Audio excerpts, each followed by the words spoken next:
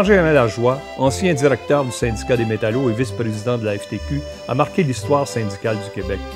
Né en 1927, son origine familiale aurait pourtant pu le conduire à s'intégrer à l'élite traditionnelle. Son ancêtre, Jean Jarin, a combattu aux côtés de Montcalm sur les plaines d'Abraham. La descendance de cet ancêtre nous a donné des politiciens, des professionnels, des écrivains et des gens d'Église. Paul Gérin-Lajoie, le cousin de Jean, a été le premier ministre de l'Éducation au Québec. Mais c'est la lutte ouvrière que choisit délibérément Jean Gérin-Lajoie au sortir de ses études universitaires. S'il affirme que sa famille n'a rien eu à voir dans ce choix, l'exemple militant de sa grand-mère n'est sans doute pas étranger à son engagement. Faut-il rappeler que cette dernière, Marie Lacoste Gérin-Lajoie, a été une grande pionnière du féminisme québécois dans la première moitié du 20e siècle. Sous la direction de Jean Gérin-Lajoie, les métallos ont su s'enraciner au Québec et y mener des luttes qui ont changé les conditions des salariés. En même temps, ils ont participé activement au renforcement de la FTQ pour en faire la promotrice du progrès social et de l'affirmation nationale.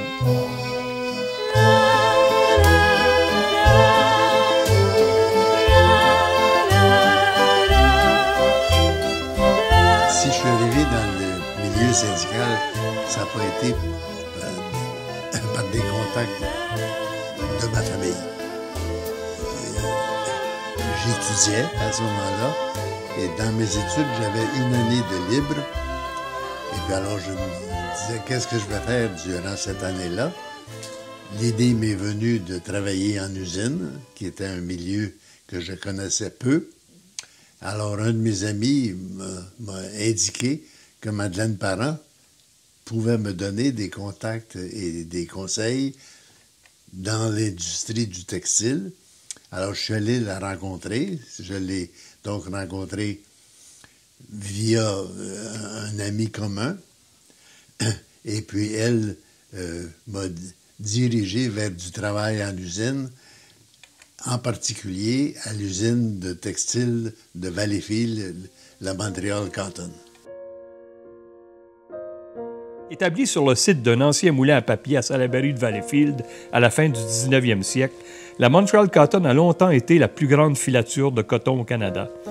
Ces installations comportaient un pouvoir électrique et 4 grands bâtiments de pierre à l'allure de château médiéval.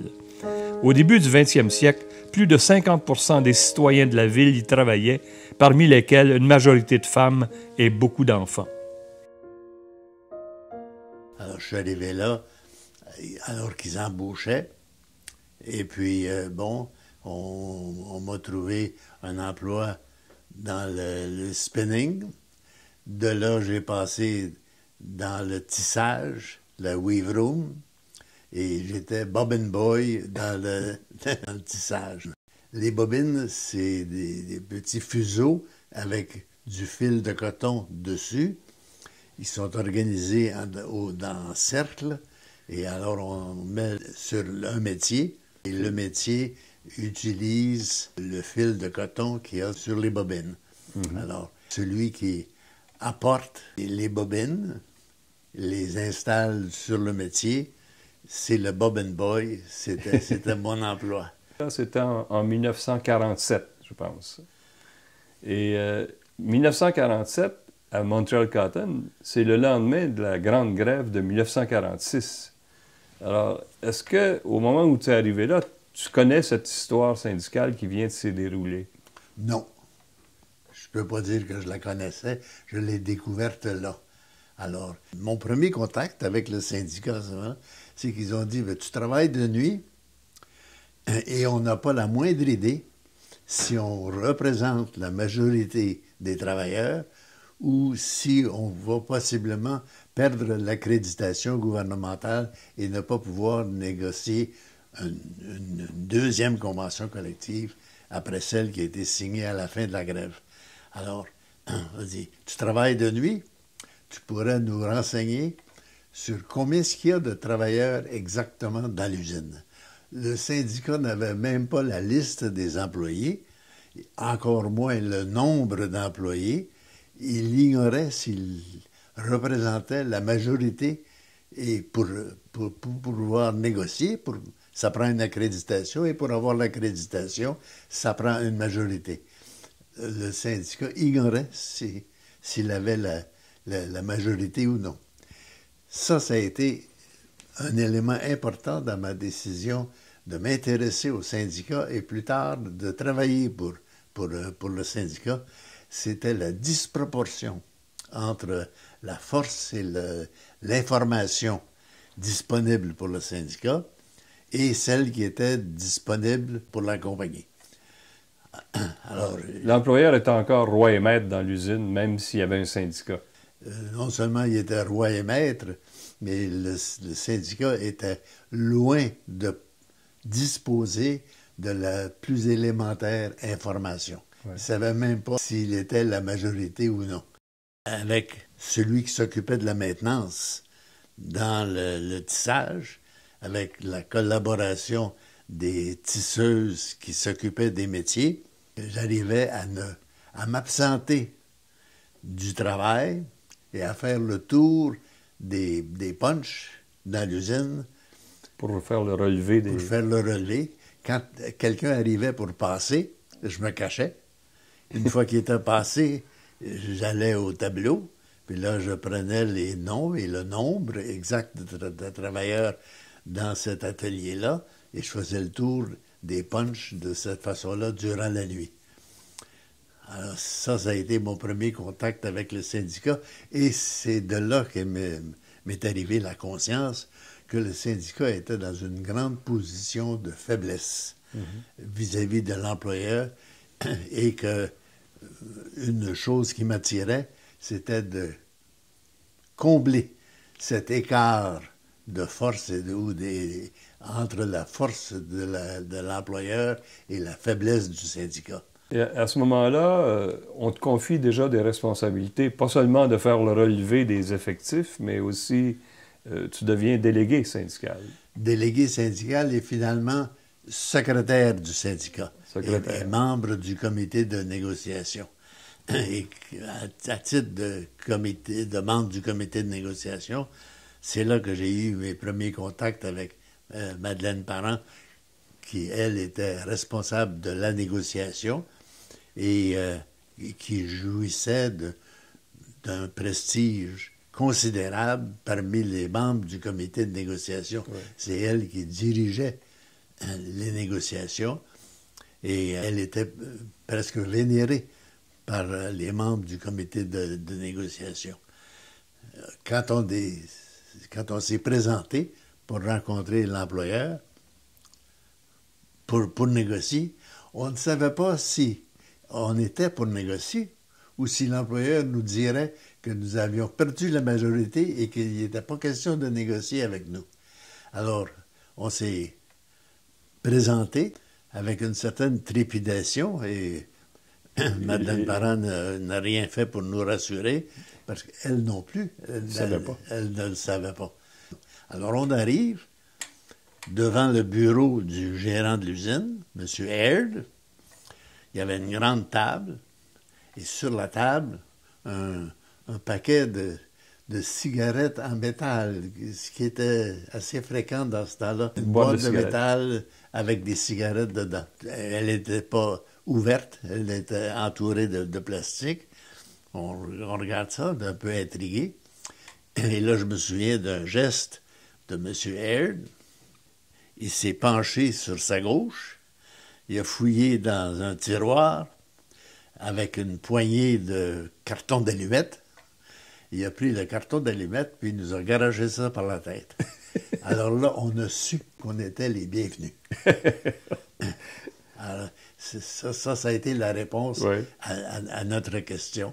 Et tout de suite, on s'est mis à négocier. On a ouvert le paquet de cigarettes qui était sur la table et les négociations ont commencé dans un excellent climat avec ce geste-là qui peut apparaître de loin un peu surprenant, mais qui, dans notre esprit, c'était un geste de bienvenue. Ce M. Aird, c'est un unilingue anglophone, j'imagine? J'ai pas la moindre idée s'il parlait français. Je ne l'ai jamais entendu parler français. Il se donnait même pas la peine de... À l'époque, c'était assez général que la maîtrise ou la direction des usines était unilingue anglophone, Ou en tout cas, la langue du travail, la langue des communications, c'était l'anglais. Mais pas la langue de travail, c'était la langue des négociations. De négociation. Dans ce cas-là, oui. C'était typiquement en anglais. Au travers de mon expérience, la place du français a grandi. Quand je quitte les métallos, l'usage du français était beaucoup plus répandu que quand je suis rentré chez les métallos. En 30 ans, il y a eu une énorme progression de l'usage du français dans les négociations. Et ça, c'est au niveau des négociations. Les rapports entre les délégués et les contremaîtres pour résoudre les problèmes sur le plancher de l'usine à longueur d'année, ça pouvait beaucoup plus facilement être fait en français parce que et les contremaîtres et les travailleurs et les délégués, ils étaient francophones. Est-ce que c'est une négociation qui a roulé rondement ou si cette négociation-là a été difficile? Ça a roulé rondement. Le taux de base, le taux d'entrée, le taux de salaire d'entrée dans l'usine, c'était 60 cents de l'heure. Le syndicat demandait que ça soit haussé à 65 cents de l'heure. Éventuellement, la convention collective s'est réglée à 62 cents. Ça a bien été. Le climat avait changé depuis la grève qui avait eu lieu l'année précédente. Et là j'imagine que ta compagnie avait donné comme mandat à ses dirigeants, bien là, il faut régler, puis il faut pas avoir un deuxième affrontement. Et la même chose du côté syndical. Oui. Le syndicat... Il n'était pas intransigeant, là. Et non, il n'était surtout pas enclin à dire on va avoir une seconde grève. Madeleine Parent nous avait fortement incité à organiser une marche le jour de la fête du travail. Oui. Son dessein pour cette marche-là, c'est qu'on parte de la cathédrale de Valleyfield. Oui. Alors, je suis allé rencontrer le curé, je présume, de la cathédrale. Et puis là, je lui ai dit, bon, ben, on aimerait pouvoir débuter par une messe. Une messe avant la parade de la fête du travail, était-ce un geste de réconciliation imaginé par Madeleine Parent? L'année précédente, pendant la Grande Grève, le clergé dénonçait en chair cette dangereuse communiste. Tous les matins, le vicaire général de la paroisse, un certain Paul-Émile Léger, le futur cardinal, célébrait la messe devant les scabs. Ensuite, sur le parvis de la cathédrale, il les confiait à la police provinciale qui allait les aider à briser les lignes de piquetage. Il dit, il n'y a aucun problème, mais il dit, la seule chose, c'est que les pancartes que vous aurez, sans aucun doute, c'était une marche le jour de la fête du travail, donc avec plein de pancartes. Il dit, on aimerait que les pancartes restent à l'entrée de l'église. J'ai dit, aucun problème. Et c'est comme ça que la marche a débuté. On est allé à l'église avec les pancartes qu'on a laissées dans le portique de l'église et qu'on a repris après la conclusion de la messe.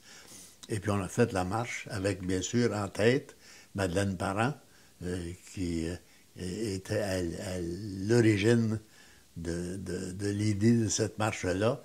Le curé était un peu interloqué que le neveu de Marie-Gérard Lajoie, la religieuse... Soit si proche de Madeleine Parent.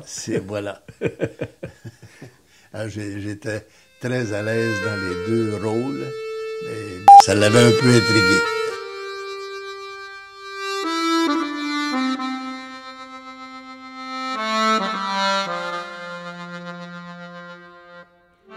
Parlons-en de Madeleine Parent.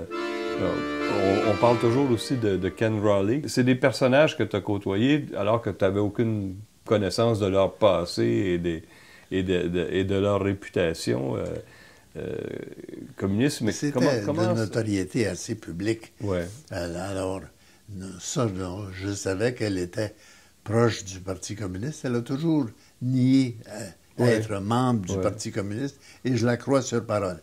Mais c'était des compagnons de route, comme il disait dans le temps. Fellow travelers. Fellow travelers. C'était une catégorie bien connue. Là. Dans les activités du syndicat, il y avait des présences à des manifestations de gauche ou des manifestations organisées par le Parti communiste à Ottawa ou à Toronto. Et Madeleine s'en faisait le porte-parole et l'encouragement à participer à ces manifestations-là. Dans son travail syndical auprès des membres, des comités, du comité de négociation, de la vie interne du syndicat, elle jouait un rôle absolument admirable. Elle était excellente pour stimuler et obtenir la participation d'une foule de gens qui tournaient alentour du syndicat et alentour des comités importants du syndicat. Léa Robach était très active, et avec elle, son frère Léo Robach, qui d'ailleurs m'a puissamment aidé quand est venu le temps pour moi d'écrire l'histoire de Métallo. Ça, c'est plus tard. Les contacts avec Ken Droley existaient aussi, mais c'était un peu moins direct. Mais occasionnellement... Il était moins présent là, à Valleyfield. Il l'était moins souvent. Ouais. Il l'était moins souvent. À une occasion, je me souviens très bien, une photo avait été prise. Il y avait le comité exécutif du syndicat avec Ken Droley et Madeleine Parent. Mais Ken Droley, on le voyait moins souvent, alors que Madeleine Parent, c'était un contact presque quotidien. L'autorité de Madeleine Parent auprès des syndiqués était considérable. D'abord, il faut se rendre compte qu'on est dans l'industrie du textile, où les travailleurs du textile sont en grande majorité des femmes.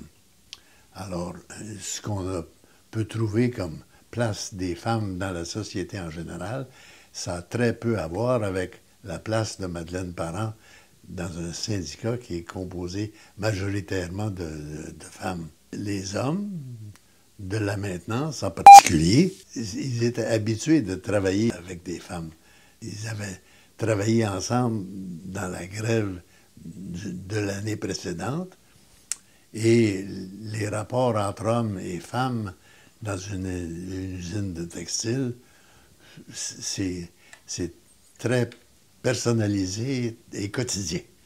Alors, on est loin des stéréotypes du fonctionnement dans la société en général, dans les usines du textile, dans les usines du coton en particulier. La haute direction, oui, c'était des hommes, et dans le cas de Montreal Cotton, anglophones, mais ça, c'est pas des rapports quotidiens dans la marche quotidienne du syndicat et de l'usine.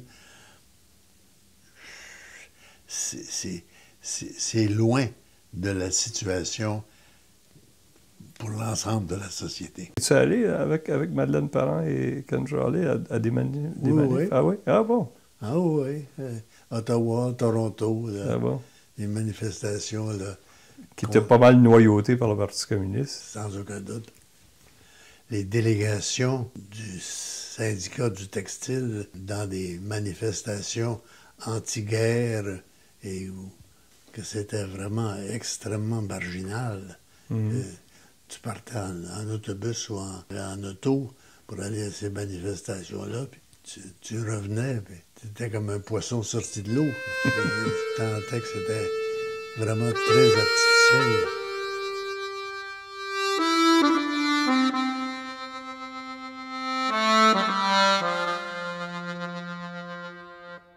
Après cette expérience-là, qui dure 1 an, tu reprends tes études et là, tu vas étudier en Grande-Bretagne pendant 1 an. Et tu as déjà de l'intérêt pour le syndicalisme, alors tu t'y intéresses un peu là-bas, en Grande-Bretagne. Et en France, dans l'occasion, j'ai traversé en France, particulièrement dans la région parisienne, pour voir un peu qu'est-ce qui se passait là, prendre contact avec les organisations syndicales françaises et britanniques, dans le textile en particulier, parce que oui, c'est là qu'était mon expérience.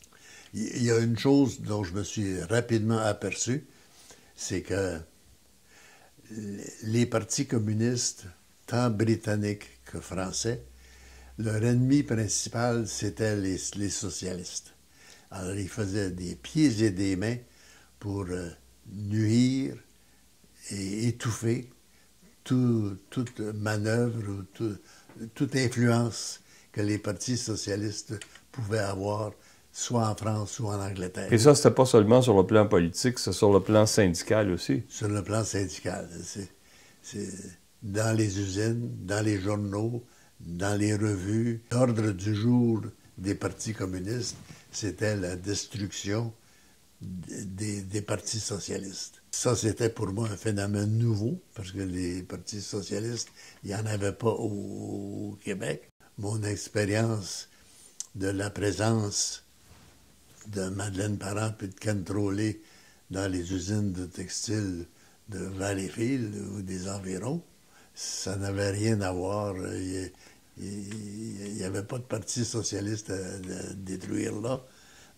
Mais sans aucun doute que ça a été pour moi un éclairage assez vif. Ça a certainement joué un rôle quand je suis revenu. Et j'ai re-rencontré Madeleine Parent et Ken Trolley. Et à ce moment-là, ils m'ont offert un poste dans le syndicat du textile. Là, à ce moment-là, j'avoue que l'expérience que j'avais de la hargne des partis communistes envers les socialistes en Europe a joué un rôle dans ma décision de ne pas accepter leur offre, parce que je voyais très bien qu'ils étaient assez marginaux dans le mouvement syndical nord-américain. Entre 1938 et 1952, à la faveur de la guerre froide, le mouvement syndical nord-américain est traversé par un grand courant anticommuniste. C'est dans ce contexte que Madeleine Parent et Ken Trolley sont chassés de la direction québécoise des ouvriers unis du textile d'Amérique. L'exécutif international du syndicat y installe un jeune syndicaliste montant, Roger Provost. Ce dernier, qui depuis peu est le président de la Fédération provinciale du travail du Québec, sera le premier président de la FTQ en 1957. Leur vision idéologique, Madeleine Parent et Ken Trolley, c'était quelque chose qui paraissait très rigide, très sectaire. Le contexte ne se prêtait pas à ça, parce qu'ils étaient plutôt isolés. Dans le syndicat du textile, faisait partie du syndicat des syndicats de la Fédération américaine du travail. Ouais. Ils étaient assez isolés par rapport à l'ensemble du mouvement syndical, mais il n'y avait pas une lutte quotidienne, parce que dans le régime nord-américain, dans un milieu de travail, il y a une accréditation, et alors il n'y a pas de... Cette lutte-là quotidienne n'existe pas. On est encore sous le régime du Plessis. Il y a beaucoup de difficultés en relation de travail, puis on va connaître les drames qu'on vécu. Il ne faut pas caricaturer la situation. Le sommet du syndicalisme dans le secteur privé, c'est sous Duplessis qu'on l'a connu. C'est en 1955 que la proportion des travailleurs du secteur privé a été la plus forte à se syndiquer. On a tendance à dire que le syndicalisme périclitait sous Duplessis. Et oui, l'opposition était dans certains cas assez considérable, mais le syndicalisme lui-même se portait très bien. Je me souviens que j'hésitais, en revenant d'Angleterre, j'hésitais, est-ce que je vais commencer à travailler tout de suite pour un syndicat? J'avais cette offre de la part du syndicat du textile. Ou poursuivre tes études. Ou poursuivre mes études. Et je me souviens très bien d'une remarque de Ken Trolley qui m'avait dit, si j'avais ton âge, puis si j'avais le choix, je continuerais à étudier. C'est ce que j'ai fait. Et là, tu as poursuivi tes études à l'Université McGill. Quand j'ai eu terminé mes études, le syndicat du textile avait été expulsé. Oui, il y avait eu dans la grande vague de chasse aux sorcières. Puis... Je pense que pendant tes études, tu fais un travail d'été, je pense. Un travail d'été, à la cité. Organisateur pour les syndicats nationaux. Syndicats catholiques. C'est ça. Où j'ai demandé un emploi à la fin de mes études, qui m'ont été refusés. Alors, j'ai demandé un emploi chez les métallos et on me l'a accordé. Ça, c'est en 1950. 52. 52. Là, tu deviens conseiller chez les métallos. Ah ouais.